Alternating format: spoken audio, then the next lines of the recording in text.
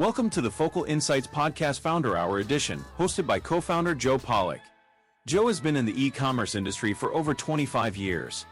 He grew and bootstrapped his own startup to a successful exit. Founder Hour episodes go behind the scenes to learn how some of the best e-commerce brands were founded, grown, and operated straight from the founders themselves. Founder Hour is brought to you by Focal Software, a new generation ERP and operation suite for e-commerce brands and third-party marketplace sellers. Focal was built with SMB brands and marketplace sellers in mind to help them grow profitably. Now let's welcome our host, Joe Pawlak. Hello and welcome to the Focal E-commerce Insights podcast, where we chat with e-commerce entrepreneurs about business, selling online, and how to overcome challenges for success. Joining us today is Taylor Johnson from Hazel Olive. From the age of 5, Taylor dreamed of working in the fashion industry. At 16 years old, she started working in clothing retail, later majored in fashion merchandising and design in college, and in 2012 started her own company, Hazel Olive. Within 6 months, the business did over $1 million in sales, and she was off to the races. Hazel Olive now employs over 20 people and ships thousands of orders per week from their Texas warehouse. Taylor, welcome to the podcast. Hi, thanks so much for having me. Yes, thank you. So Taylor, one thing, when I talk with business owners, one thing that's always consistent is they always had that drive. You clearly did since age 5, but they wanted to start their own business. And at some point, they feel compelled to go out and do it, and they do it. But the stories from there, behind that process, are always very different and very interesting. So why don't we start with you telling us about that journey and how you feel like you had to do this, and just a little bit about what got you from 5 years old to where you are today, and including 2012 when you started your company, and that whole story. Why don't you fire away? Okay, yeah. So my parents would say ever since I could talk, ever since I knew what a job was, I wanted to be in fashion. My great grandmother, who I named the company after, her name was Hazel Olive, and she loved fashion as well. She taught her daughter, my grandmother, how to sew and gave her a love for fashion. It was a family thing that was passed down to me. So they both taught me a lot about fashion, how to sew, how to design my own clothes, everything like that. So I would go to school wearing like these crazy outfits that I would make with my grandma. So I just always had a love for it and passion for it. From there, as soon as I could drive, I started working in clothing retail. And then I went to college and got my degree in design and merchandising. I always knew that I wanted to have my own business. I didn't know exactly how I could get there. It was like taking a big leap of faith.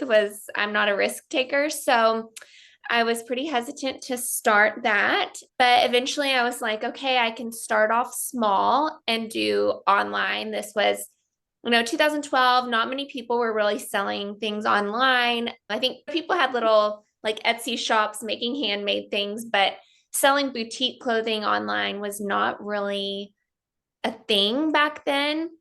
I was like, maybe I can do this without having to have a big brick and mortar store or something like that. So I clipped coupons because I was like, I'm only gonna do it with a little bit of money that I can just save up for a very small risk. So I clipped coupons to save up $300 and use that money to buy my first batch of inventory.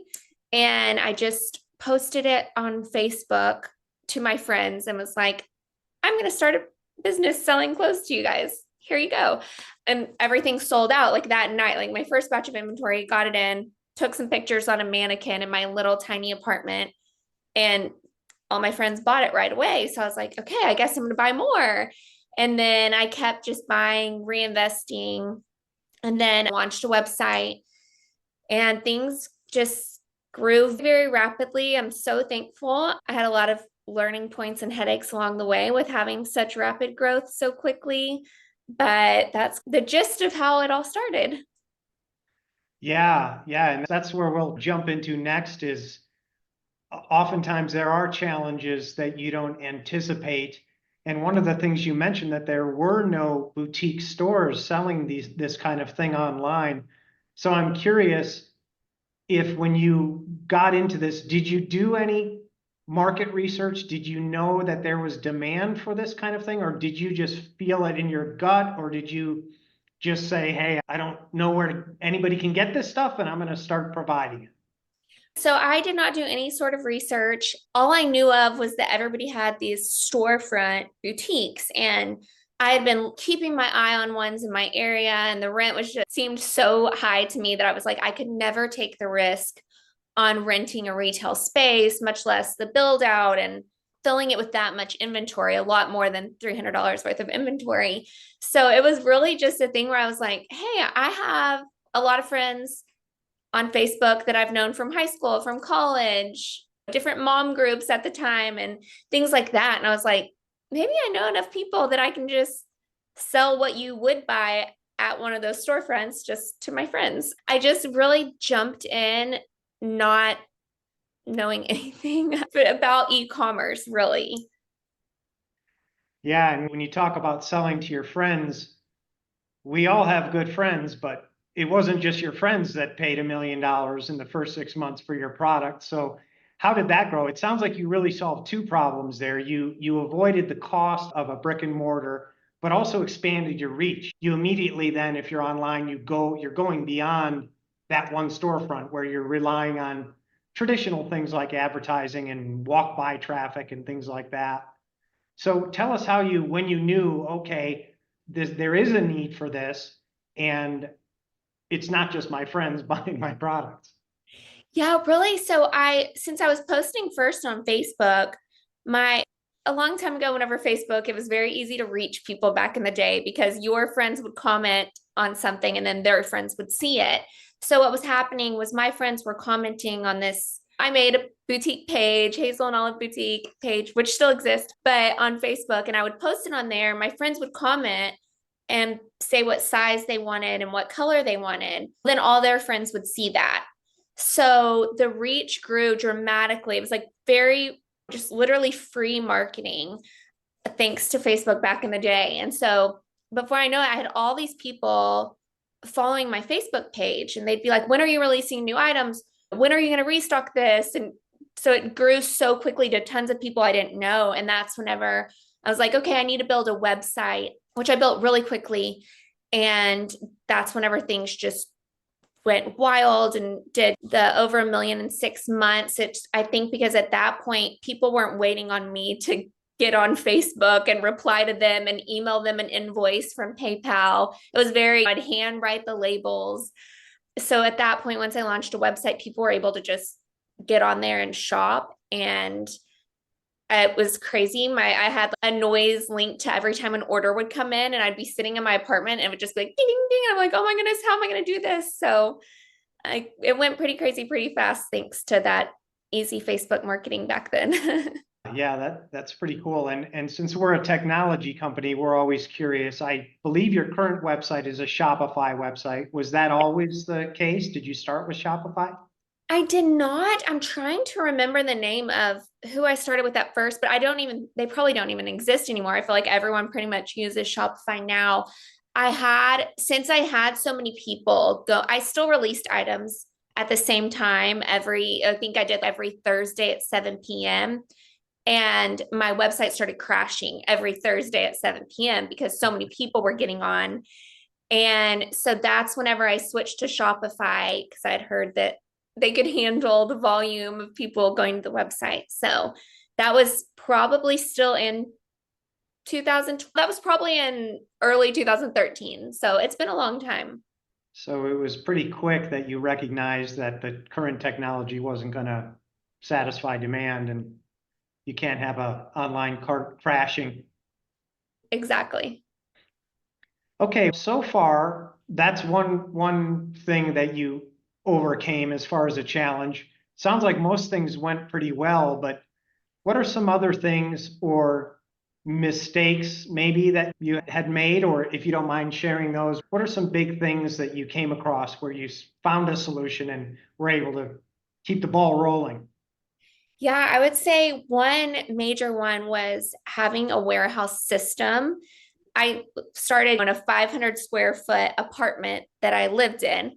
And so going from that to the business just booming and needing warehouse space, it went from I just memorized every product name in my head. I knew where I set it on a shelf. I knew that I didn't have a system in place that had barcodes and scanners. And then it was like we were growing so rapidly that trying to implement a system of warehouse management, essentially, it was hard to find the time to implement something like that. And so I put it off for, I would say, far too long. And eventually, though, implemented something. Now we obviously have barcodes and scanners and all the normal warehouse things, but that was my biggest misstep, because probably had I just started off knowing I should print barcodes and put them on everything and scan them, it would have saved a lot of time and headache. Yeah, yeah. So you got overwhelmed pretty quickly and started wondering, do I have the inventory for these sales? And if I do, where is it? Exactly. So what was your solution there? Did you find a software, some point of sale barcode scanners and things like that? Yes, we did. Yeah, originally we used a company called SKU Vault because they provided everything from the scanners to technical support. And so we went in and just started like one by one figuring out barcodes and SKUs and implementing a whole system. So it was a daunting task because at that point I would say at that point we had at least 500 SKUs, probably a lot more than that, but just going through all of everything was a lot. Yeah, so before that, I'm going to guess you were using a lot of spreadsheets to manage your business. No, I was not really using anything, if I'm being honest. It was A just notepad?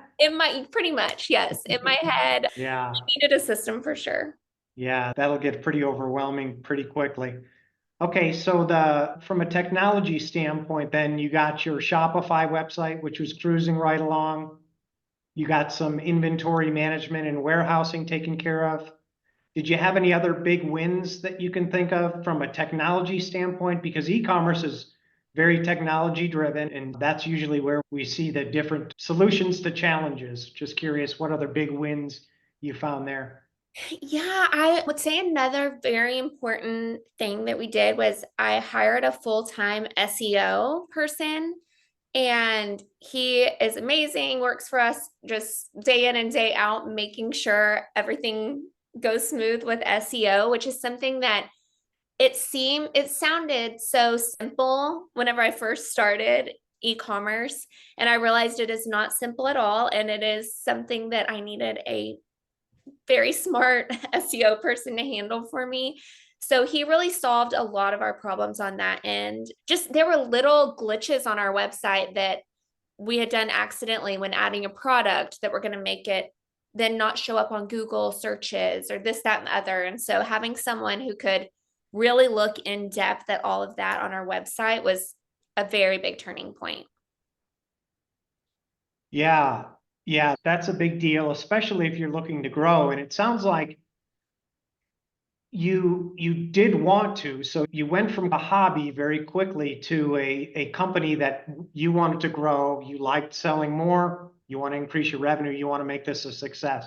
So are you continuing to go in that direction and grow? Yes, absolutely. We've been so thankful. We've just continued to grow year over year. And I believe this year we're going to finish one of our biggest years yet. So I'm excited for the next years to come after this. Congratulations on that. Thank you. Okay, so we've talked about your website and Facebook. So those are really channels, right? They're channels that you can get sales from. Are you doing any other channels besides that, or is that your main focus, specifically marketplaces like Amazon or similar? Amazon's the big dog, but are you selling anywhere else besides your website? So we do have a small storefront in our town that we warehouse out of the same town. So that's the only other thing. We don't do anything else in e-commerce. We've been approached by Amazon and some other platforms, but we are just sticking to our Shopify and Meta. Okay. And is there a reason for that? Because when you talk about growth and growing, those are pretty big marketplaces and there are a lot of them out there. It's tough, I know, because if you look at something like Walmart.com, which is growing massively and getting a lot of energy put into that resources, but brands or certain products, people don't feel like they want to keep control of that brand and their image. Is that what's driving that mostly? Yes, I would say so. I like to have control over every single aspect of how we interact with our customers, from the packaging, the way we ship it out, the way that we talk to them on the phone, the way we have very close interaction with our customers. And I feel like keeping everything in my warehouse with my team, my website, my vision on everything is just important to the brand. And so that's why I've never wanted to do any of those other options. It just feels like it might lose a little bit of the brand feel. Yeah, yeah, and that's what I hear a lot is protecting that brand for the marketplace argument. Okay, and it sounds like maybe ironically you ended up with a brick and mortar after all.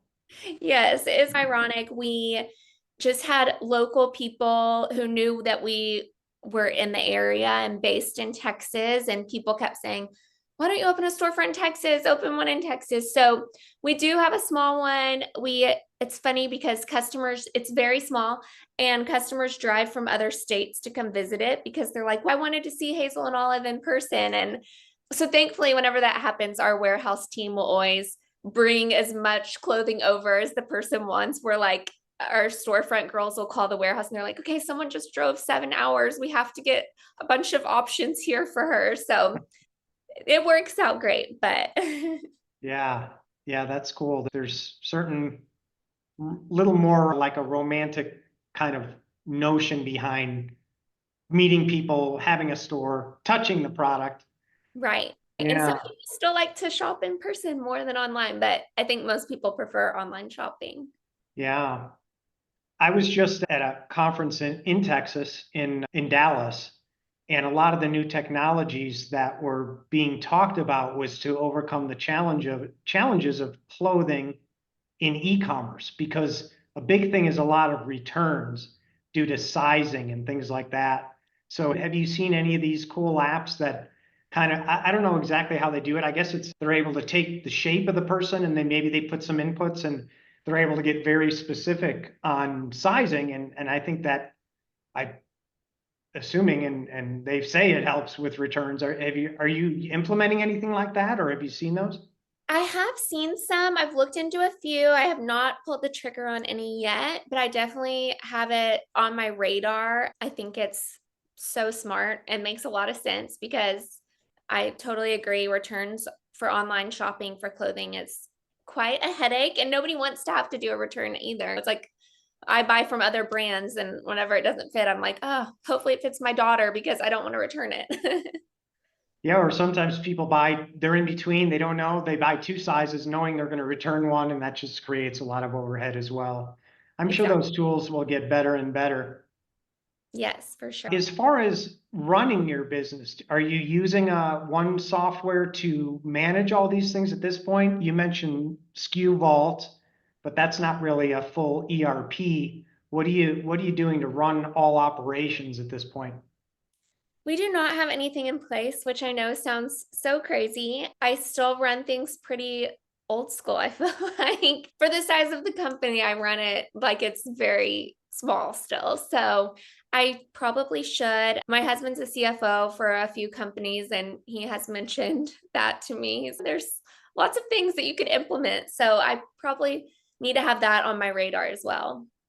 Yeah, and actually, for the size of your business, that's pretty typical because a lot of the traditional ERP softwares are very expensive, $10,000 per month. And most people just say, hey, that's too much, Right. until you get to a certain point in the business. Okay, I think that brings us up to date on what you've got going on and how you got where you are today. Let's talk a little bit about the future. I mentioned some technology on sizing, things like that, what's coming down the pike. Currently, e-commerce sales are at around $6 trillion. It's a massive market. That's predicted to grow to 8 trillion next year or the year beyond. So what are your thoughts on that kind of demand online and everything shifting. I think online sales account for 20% of all retail sales right now. So that's pretty amazing. But it also has a lot of room to run.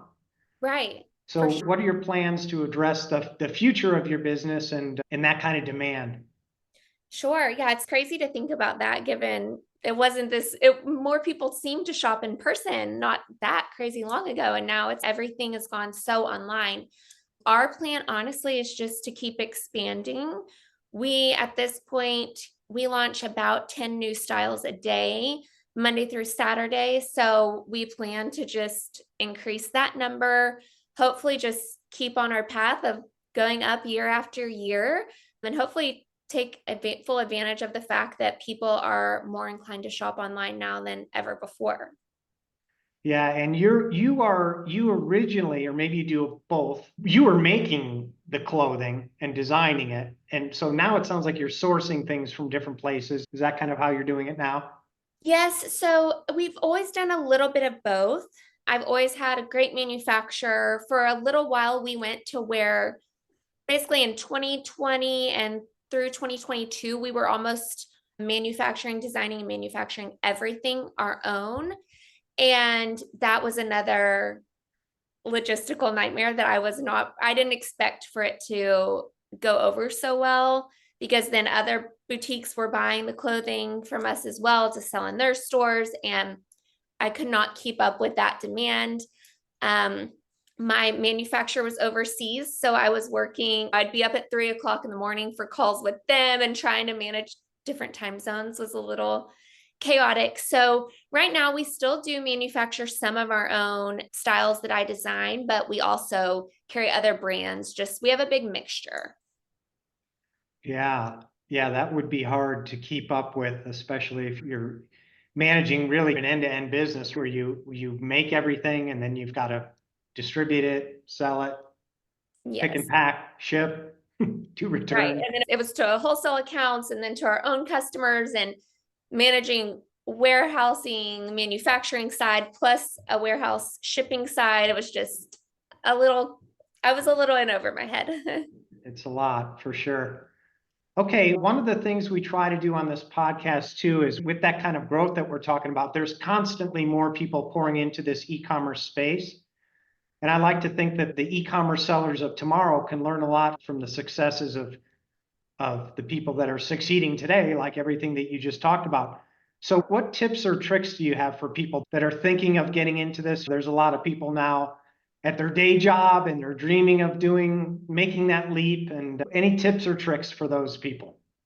Yeah, I would say the main thing is just be willing to put in the hard work. I think some people think you just throw some clothes up on a website and they'll sell. You have to realize that a lot of long days and long hours go into it, but it's a lot of fun. So I am like, more power to anybody who wants to do it. I feel like it's worth it as long as you're willing to work hard and navigate all the curveballs, because there's a lot of them. You never know. Yeah, I always think of the old saying that if it was easy, everybody would do it. It is going to be hard work. Very true. Very true. All right, I think that kind of wraps up all the questions I had for you, and we covered a lot of ground there. Why don't you tell us a little bit more about your website, how people can find you and what you're doing, or anything you want to share about Hazel and Olive? Sure, thanks. It's just hazelandolive.com is our website. We launch, like I said, new arrivals every night at 7 p.m. Central. And then we're also on Instagram, TikTok, Facebook still, and all this social media. We're always there posting. Pretty much everything gets posted on our social media platforms that we post on our website. And you've got a brick and mortar store as well on top of all that. Yes, in Rockwall, Texas. Yeah, all right. Taylor, thanks so much for joining today and sharing your story. And to everyone listening, thanks for joining as well. And we will see you next time. Thanks. Thank you for listening to another episode of Focal Insights Podcast. If you like this episode, go ahead and hit the subscribe button so you can be alerted of new episodes. See you next time.